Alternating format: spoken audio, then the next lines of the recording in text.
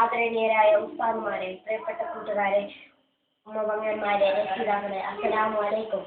അന്ത്യപ്രവാചകൻ മുഹമ്മദ് മുസ്തഫ സല്ലല്ലാഹു അലൈഹി വസല്ലമയുടെ ജന്മദിനം എല്ലായിടത്തും സമുചിതമായി ആഘോഷിച്ചുകൊണ്ടിരിക്കുകയാണ്.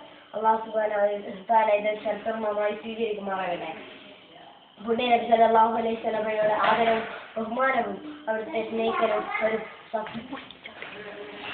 സ്നേഹിക്കലും സത്യവിശ്വാസികൾക്ക് ഒഴിച്ചുകൂടാനാവാത്ത ഒന്നാണ്.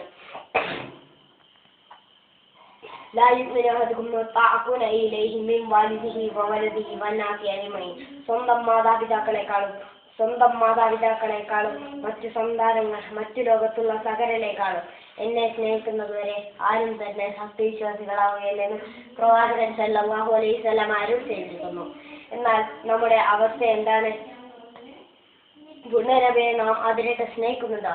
അവിടുത്തെ ചര്യ മുഴുവനെയും നാം ജീവിതത്തിൽ പകർത്തുന്നുണ്ടോ? മിക്കവാറും ഇല്ലെന്ന ഉത്തരമാണ് നമുക്ക് ലഭിക്കുന്നത്. ഇന്നത്തെ സമൂഹം പലപ്പോഴും പൂർണ്ണമായും പ്രവാചകനെ അകറ്റി നിർത്തുന്നതാണ് കാണാനാവുന്നത്.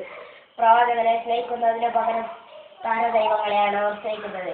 കളിയാണെങ്കിൽ സച്ചിനും ധോണിയും യുവരാജും ഒക്കെയാണ് അവരുടെ ആരാധനാപാത്രങ്ങൾ.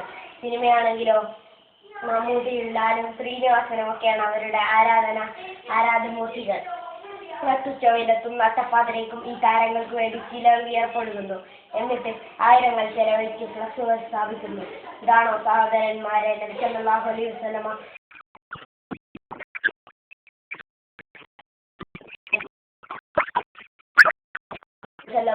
വസല്ലമ കാണിച്ചു തന്ന പാത?